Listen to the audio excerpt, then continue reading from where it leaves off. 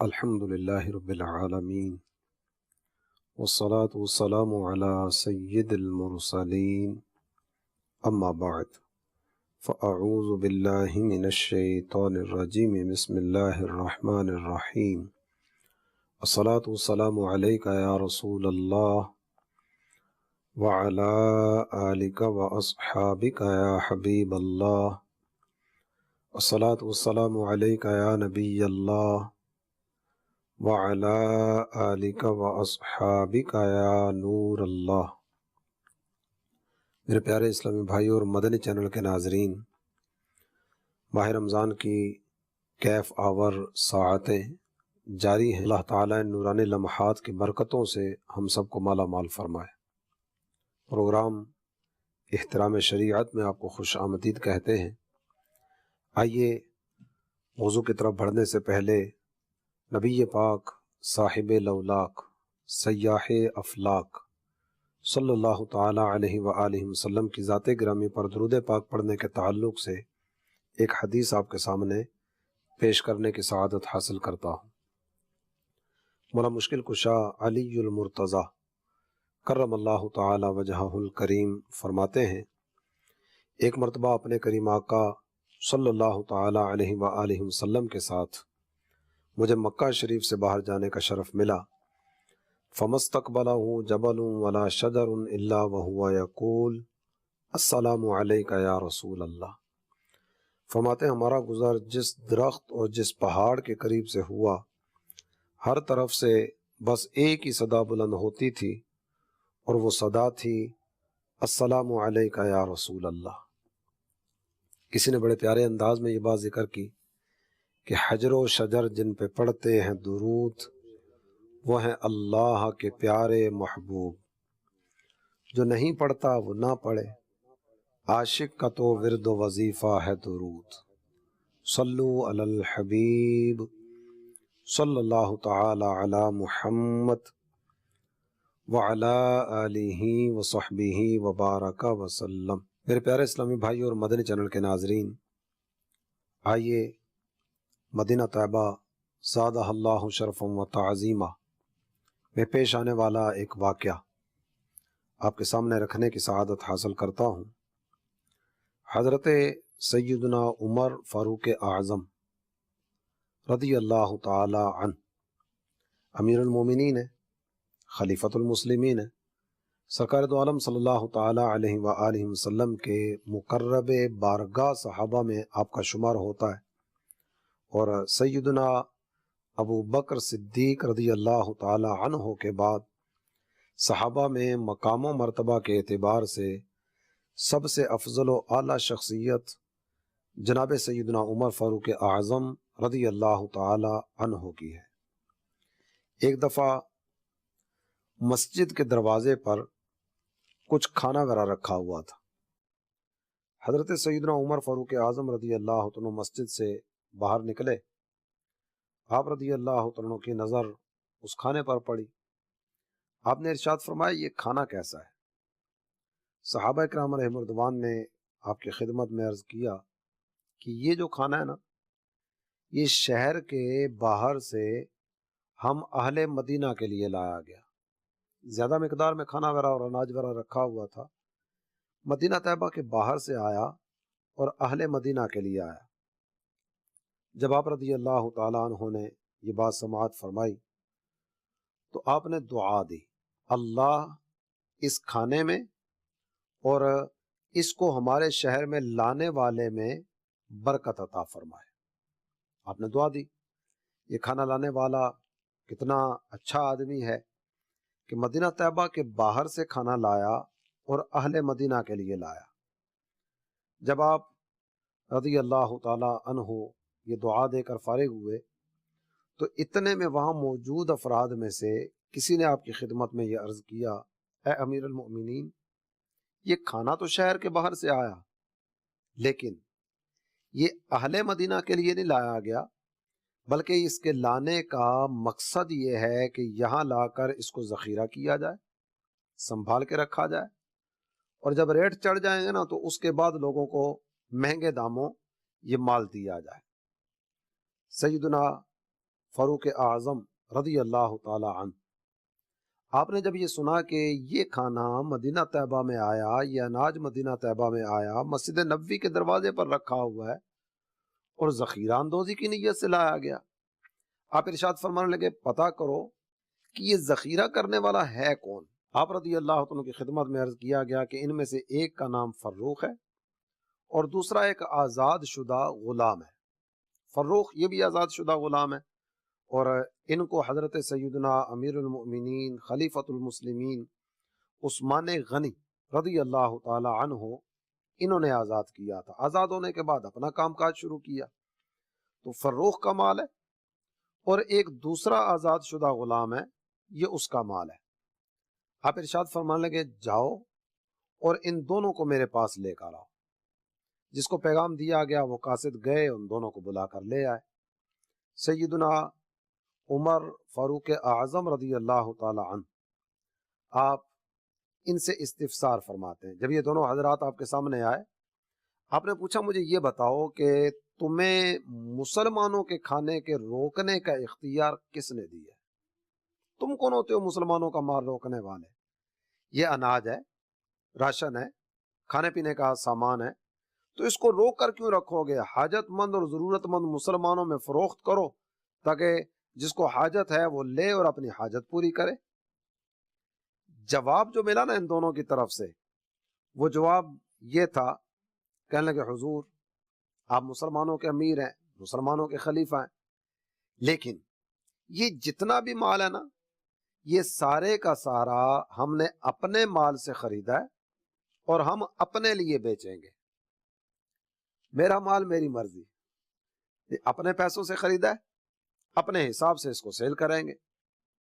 हजरत सैयदना उमर फारूक आज़म रदी अल्लाह ताला अन्हु, आपने जब ये जवाब सुना, इरशाद फरमाने लगे मैंने शफीउल मुज़निबीन, अनीसुल गरीबीन, सिराजुस सालिकीन, सय्यदुल अंबिया वल मुरसलीन सल्लल्लाहु ताला अलैहि व आलिहि वसल्लम से सुना। मेरे प्यारे इस्लामी भाई और मदनी चैनल के नाजरीन, गुफ्तगू को आगे बढ़ाने से पहले एक चीज की तरफ आपकी तवज्जो दिलाना चाहूंगा।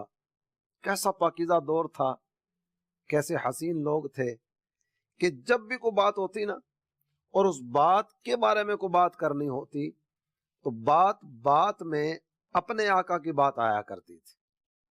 किसी ने कोई काम किया, उस काम करने वाले को अब समझाना मकसूद है ना, तो जवाब सरकार दो आलम सल्लल्लाहु ताला अलैहि वसल्लम ने फरमाया। मेरे आका ने यह बात इरशाद फरमाई।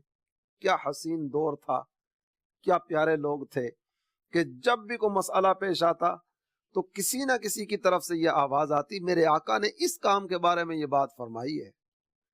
हजरत सैयदना उमर फारूक आज़म रदी अल्लाह तआला आप इरशाद फरमाते हैं, मेरे प्यारे आका, मेरे मौला, मेरे महबूब, प्यारे मुस्तफ़ा सल्लल्लाहु ताला अलैहि व आलिहि वसल्लम ने इरशाद फरमाया, जिसने मुसलमानों का खाना रोक लिया ताकि मुसलमानों के वक्त पर हाजत पूरी ना हो, दाम महंगा हो जाएगा तो माल बेच दूंगा, संभाल कर रखो, अभी मार्केट में ये माल मौजूद नहीं है और इसका रेट चढ़ेगा और मांग बढ़ेगी, जब पैसे और बढ़ जाएंगे ना फिर माल मार्केट में लेकर आएंगे।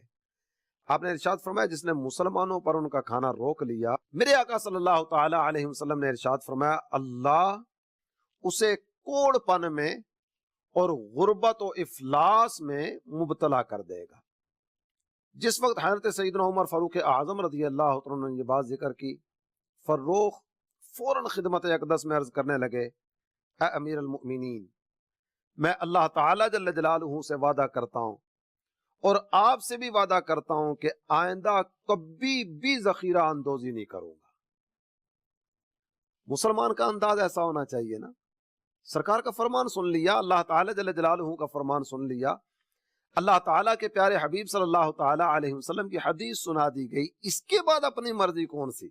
सूरह अहज़ाब में अल्लाह ताला जल्ल जलालहू ने इरशाद फरमाया, जब किसी मामले में अल्लाह और उसके रसूल का फरमान आ जाए तो मोमिन मर्दों और मोमिन औरतों को अपनी जात पर जर्रा बराबर कोई इख्तियार बाकी नहीं रहता।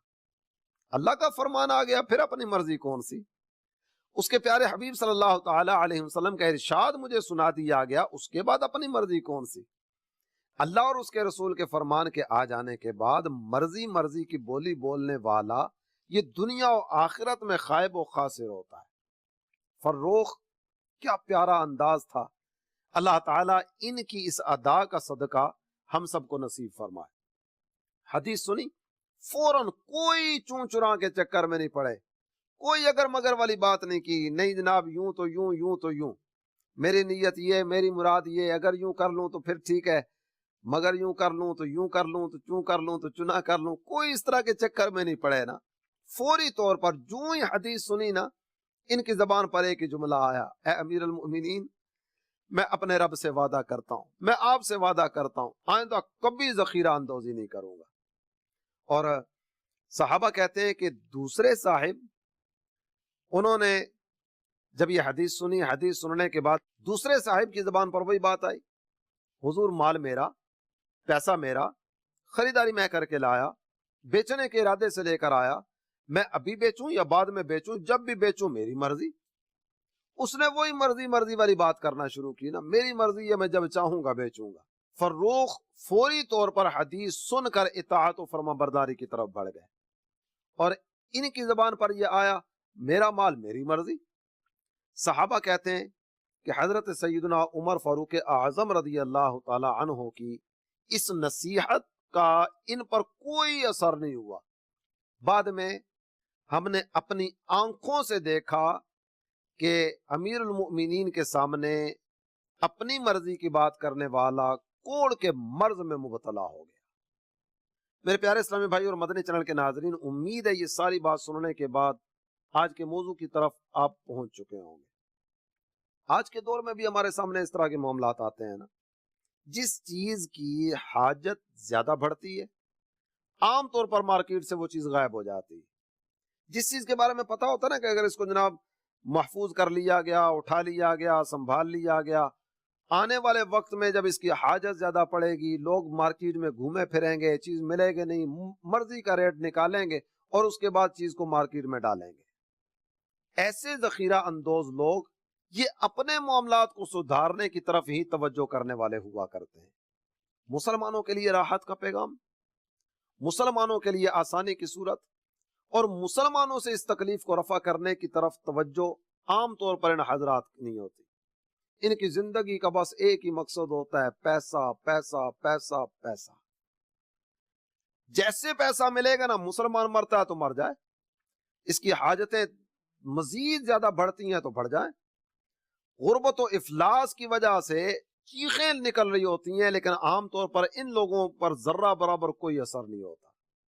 حالانکہ اگر قرآن پاک کی آیت کریمہ آپ کے سامنے پڑھو نا، تو میرا رب ارشاد فرماتا ہے، یوم لا ینفع مال ولا بنون الا من اتى اللہ بقلب سلیم۔ قیامت کے دن کی بات کی جا رہی ہے، اس دن نہ مال نفع دے گا نہ اولاد نفع دے گی۔ یہ پیسہ کس لیے کما رہے ہو، اور کس لیے مسلمانوں کی یہ چیخیں سن کر بھی تمہاری طبیعتوں میں ذرہ برابر بھی نرمی نہیں آتی؟ کبھی ان معاملات پر غور کیے؟ عام طور پر جو ایک چیز ہمارے سامنے آتی ہے نا، یہ بندہ پیسے کی دوڑ میں دوڑتے دوڑتے دوڑتے دوڑتے ہاتھ سمیٹتا چلا جا رہا ہوتا ہے، دونوں ہاتھوں سے نوٹ جمع کرتا چلا جا رہا ہوتا ہے، لیکن سیٹھ جی کو فکر تھی ایک ایک کے 10 کیجئے، موت آ پہنچی کہ صاحب جان واپس کیجئے۔ پیسہ جمع کرنے میں ساری زندگی صرف کر دی، یہ پیسے کے انبار لگاتا چلا گیا، اپنا بینک بھرتا چلا گیا، پیسہ تو جمع ہو گیا لیکن جان نکل گئی، جان گئی۔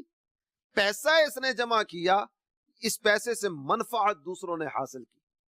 کیسا بد نصیب ہوگا وہ بندہ کہ پیسہ کمانے کی دوڑ میں یہ دوڑتا رہا، حساب اس کو دینا ہے، لیکن اس پیسے سے نفع یہ حاصل نہ کر سکا، اس کے بعد والے پیسے سے نفع حاصل کرتے رہے، نفع کسی اور نے حاصل کیا، حساب اس کو دینا پڑ گیا۔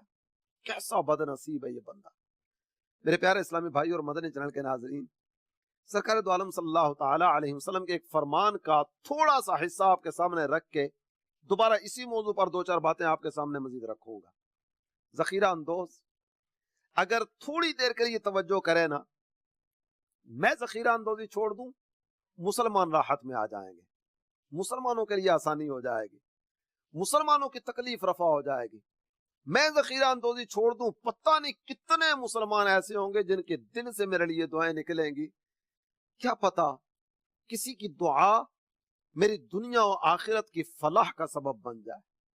کیا پتا میں کسی کے لیے راحت کا سامان کروں، اللہ تعالیٰ دنیا و آخرت میں میرے لیے راحت کا پیغام مجھے عطا فرما دے.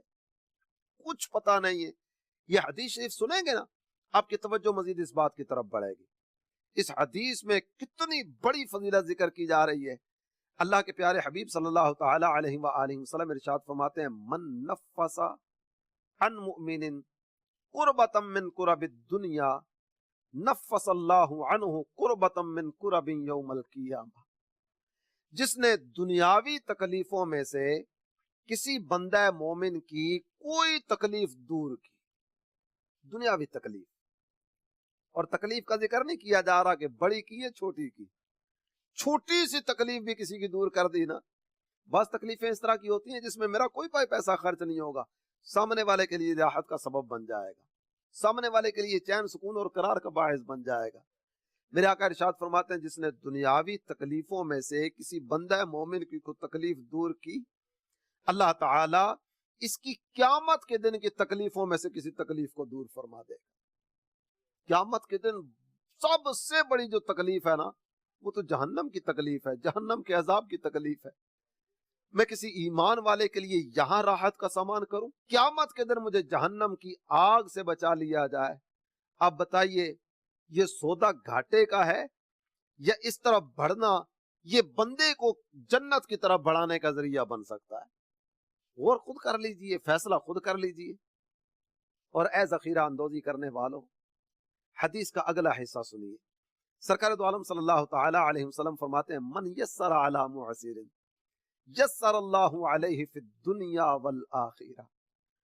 جو کسی تنگ دست پر آسانی کرتا ہے نا، اللہ تعالی دنیا اور آخرت میں اس کے لیے آسانی فرما دیتا ہے. دنیا کی آسانی کا وعدہ میرے آقا دے رہے ہیں، آخرت کے دن کی آسانی کا وعدہ میرے آقا دے رہے ہیں. اس کے علاوہ کیا چاہیے جس کی وجہ سے تم ذخیرہ اندوزی کرو گے؟ دنیا کی آسانی مل گئی نا، آخرت میں بھی آسانی مل گئی. جب دنیا اور آخرت دونوں مقامات پر آسانی تمہارا مقدر بن رہی ہے تنگ دست پر آسانی کرنے کی وجہ سے، تو آئیے نا آسانیاں پیدا کریں، آئیے نا راحتوں کا پیغام آگے بڑھائیں، آئیے نا محبتوں کے دیپ چلائیں، آئیے یہ مظلوموں کی فریاد رسی کرنے کی طرف آگے بڑھیں. اگر آپ تھوڑی دیر کے لیے توجہ کریں نا اپنے ان غریب بھائیوں پر جو بیچارے دن رات محنتیں کرتے ہیں، دن رات محنت کر کے غریب کو کتنی آمدنی مل جاتی ہے؟ 10,000، 12,000، 15,000، 15,000، بس 3-4 بچے، 2 میاں بیوی، 10، 12، 15,000. کیا کبھی غور کیا ہے کہ ایسوں کی جیب سے تم پیسہ نکلوا کر اپنی جیب بھرو گے، کیا بنا لو گے؟ کتنا سرمایہ جمع کر لو گے؟ اور غریبوں کی دعائیں لو گے، اللہ تعالیٰ دنیا اور آخرت میں تمہارے لیے آسانی کا سامان پیدا فرما دے گا. آؤ غریبوں کی دعائیں لینے کی طرف بڑھیں. یقین جانیے، جب یہ کوئی غریب آدمی کسی دکان پر کچھ سامان لینے جاتا ہے نا، پچھلی دفعہ ایک چیز خریدی تھی 100 روپے کی، اس دفعہ آیا پتا چلا 125 کی ہو گئی. 125، صرف 25 روپے تمہاری نظر میں تو آئے نا. لیکن اس غریب سے پوچھئے جو بار بار جیب میں ہاتھ ڈالتا ہے، رقم نکالتا ہے، گنتا ہے، پھر جیب میں ڈال دیتا ہے. تھوڑی دیر کے لیے اس کو تصور میں لائیے، جو 5 چیزیں لینے کے لیے آیا، 3 چیزیں مائنس کر کے 2 چیزیں لے کر گھر کی طرف جا رہا ہے، اور اپنے بچوں کو، اپنے اہل خانہ کو جا کر کہتا ہوگا مہنگائی بہت زیادہ ہو گئی، میں صرف اتنا لا سکا، میرے بچوں صبر کرو، میرے بچوں میں تمہارے لیے کچھ نہیں کر سکا، میں تمہارے لیے کوئی لمبا چوڑا سامان جمع نہیں کر سکا. کبھی تھوڑی دیر کے لیے تو غور کرو، تم اپنی آسائشیں بڑھانے کے لیے اتنا کچھ کر رہے ہو نا، اور پھر مزید نبی پاک صلی اللہ تعالی علیہ وسلم کے فرامین کی طرف بڑھو. کیسی آسائش کی بات کرتے ہو یار؟ کون سی راحت، کون سی آسانی، کون سی آسائش؟ غریبوں کو تنگ کر کے، ان کا خون نچوڑ کر، ان کے لیے تنگی کا سامان کر کے، ان کے دل سے نکلنے والی آہیں یہ کبھی تمہیں چین سے نہیں جینے دیں گی. تم جس کو چین سمجھتے ہو، جس کو قرار سمجھتے ہو، جس کو آسائش سمجھتے ہو، جس کو راحت سمجھتے ہو، یہی راحتیں تمہارے لیے آزمائش کے دروازے کھولتی چلی جائیں گی۔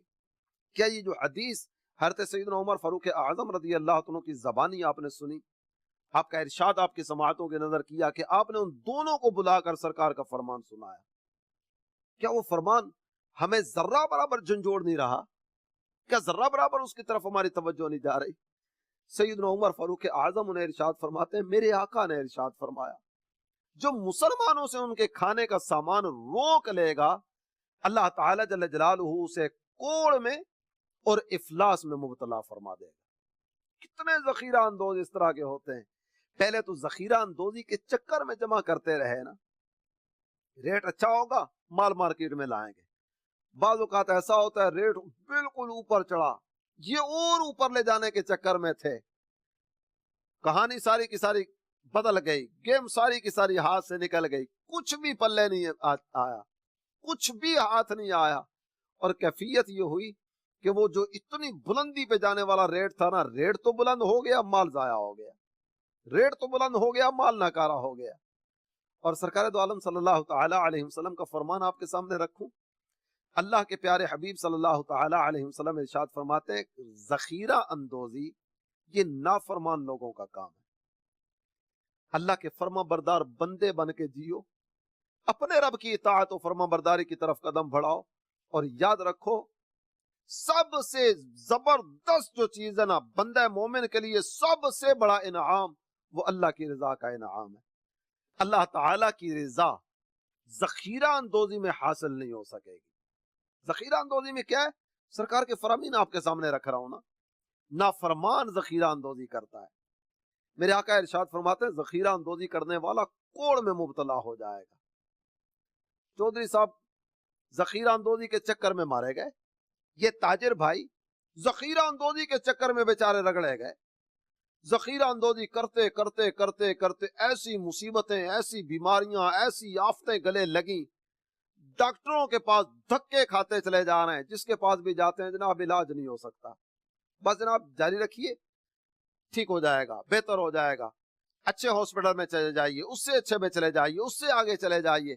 یہ ہاسپٹل کے چکر کاٹتے کاٹتے، دھکے کھاتے کھاتے، کبھی جناب فالج کا حملہ، کبھی ہارٹ اٹیک کی مصیبت، کبھی شوگر کا مرض، کبھی ہائی بلڈ پریشر، کبھی کچھ کبھی کچھ، بڑا پیسہ جمع کر لیا ذخیرہ اندوزی کر کے، ادھر غریبوں کی جیبوں سے نکلوایا نا، اور ادھر اپنی جیب سے نکل رہا ہے، کبھی اس ہاسپٹل میں، کبھی اس ٹیسٹ پہ، کبھی اس میڈیسن پہ، کبھی اس پہ، کبھی اس پہ، اور نتیجہ صفر کا صفر، ہاتھ کچھ بھی نہیں آیا، ساری آفتیں مصیبتیں اٹھائیں، حاصل حصول کچھ بھی نہیں ہوا، اور جو حاصل ہوا وہ کیا؟ رب کی ناراضی، اللہ تعالی جل جلالہ کی ناراضی اس کا مقدر بنی، اس لیے کہ اس نے مسلمانوں کے لیے اذیت کا سامان کیا۔ سیدنا رزین رحمت اللہ تعالی علیہ فرماتے ہیں ذخیرہ کرنے والے اور جانوں کو قتل کرنے والے، مال کا ذخیرہ کرنے والے، پیسہ اچھا ہو جائے گا نا مارکیٹ میں مال لے کر آؤں گا، ذخیرہ اندوزی کرنے والے اور جانوں کو قتل کرنے والے، فرمایا گیا قیامت کے میدان میں ان دونوں کو ایک ہی درجے میں رکھا جائے گا۔ اب یوں کہہ لیجئے دونوں ہی قاتل ہیں، ایک تو سیدھا سیدھا جا کر قتل کرتا ہے نا، اور دوسرا طریقہ واردات کو تبدیل کرتا ہے، در حقیقت یہ بھی جانوں کا قاتل ہوا کرتا ہے، کھانے پینے کی اشیاء ہی مارکیٹ میں دستیاب نہیں ہے، ذخیرہ اندوزی کر رہا ہے، اپنی جیب بھرنے کے لیے سارا کچھ کر رہا ہے، لیکن در حقیقت یہ بھی مسلمانوں کا قتل کرنے کے در پہ ہے۔ آپ ارشاد فرماتے ہیں جانوں کو قتل کرنے والا، ذخیرہ اندوزی کرنے والا، قیامت کے میدان میں دونوں ایک ہی درجے میں رکھے جائیں گے۔ اور اس کے بعد فرماتے جس نے مسلمانوں کی مالی چیزوں میں سے کسی کو مہنگا کیا، اللہ اسے قیامت کے دن ضرور بڑی آگ کا عذاب دے گا۔ کیا حاصل ہوا بندے کو؟ چار پیسے بس، دنیا میں جتنے بھی آئے نا، قرآن ارشاد فرماتا ہے وَمَا مِن دَابَّةٍ فِي الْأَرْضِ إِلَّا عَلَى اللَّهِ رِزْقُهَا، رزق تو اللہ نے اپنے ذمہ کرم پر لیا تھا، اللہ تعالیٰ نے تمہیں رزق دینے کا وعدہ کیا ہے، اور تمہارے پاس جو جمع ہو چکا نا یہ اتنا زیادہ ہے، تمہاری آنے والی نسلیں بھی بیٹھ کر کھاتی رہے نا تو یہ پیسہ ختم ہونے والا نہیں۔ پھر بھی یہ بندہ ذخیرہ اندوزی کی طرف بڑھے، پھر بھی مسلمانوں کے لیے تنگی کا سامان کرے، پھر بھی ان کو اذیت پہنچانے کا سلسلہ کرے، تو غور کر لینا چاہیے کہ یہ آنے والا پیسہ یہی اس کے لیے کہیں وبال جان نہ بن جائے، یہ آنے والا پیسہ کہیں خود اسی کے لیے ذلت اور رسوائی کا سامان کرنے والا نہ بنے۔ میرے وہ بھائی جو اس وقت مجھے سن رہے ہیں اور کسی نہ کسی انداز میں ذخیرہ اندوزی والی لعنت میں مبتلا ہیں، آپ سب کو دعوت فکر دیتا ہوں، آپ سب کو یہی گزارش کروں گا، آؤ رب کی رضا کی طرف قدم بڑھائیں۔ اللہ کی رضا کائنات کی ساری دولتوں سے بڑھ کر ہے، دنیا و آخرت کی ساری نعمتوں سے بڑھ کر ہے میرے رب کی رضا۔ اللہ تعالیٰ جل جلالہ نے جنت اور جنت کی نعمتوں کا تذکرہ کیا نا، تو ان سب نعمتوں کا ذکر کرتے ہوئے ارشاد فرمایا گیا وَرِضْوَانٌ مِّنَ اللَّهِ اکبر، اللہ کی رضا ان سب نعمتوں سے بڑھ کر ہے۔ جب اللہ کی رضا سب نعمتوں سے بڑھ کر ہے تو رضا الہی کی طرف قدم کیوں نہ بڑھائیں، اپنے رب کو راضی کرنے کی طرف قدم کیوں نہ بڑھائیں۔ اور آخر میں امام حاکم کی بیان کردہ ایک حدیث آپ کے سامنے رکھو، کہتے ہیں جس نے مسلمانوں کی مالی چیزوں میں سے کسی چیز کو مہنگا کر دیا، ذخیرہ اندوزی کرنے والوں، اے مصنوعی مہنگائی پیدا کرنے والوں، توجہ کے ساتھ سننا، ارشاد فرمایا جس نے مسلمانوں کی مالی چیزوں میں سے کسی چیز کو مہنگا کیا، اللہ اسے ضرور جہنم میں سر کے بل نیچے گرا دے گا۔ قبر کی تنگی سے بچو، قیامت کے دن کی ذلت اور رسوائی سے بچو، اور رب کی رضا کی طرف قدم بڑھائیں۔ آپ کے سامنے یہاں کی زندگی سے نکلنے کے بعد والی زندگی کی طرف توجہ دلا کے گفتگو کو اختتام کی طرف لاتا ہوں۔ اعلی حضرت امام اہل سنت نے ہمیں سمجھایا، آپ سمجھاتے ہوئے ہمیں کہتے ہیں اندھیرا گھر اکیلی جان، ذرا قبر کو تصور میں لانا، اندھیرا گھر اکیلی جان، دم گھٹتا دل اکتاتا، خدا کو یاد کر پیارے وہ ساعت آنے والی۔ اللہ تعالی ہم سب کو عمل کی توفیق عطا فرمائے، آمین بجاہ النبی الامین صلی اللہ تعالی علیہ وآلہ وسلم۔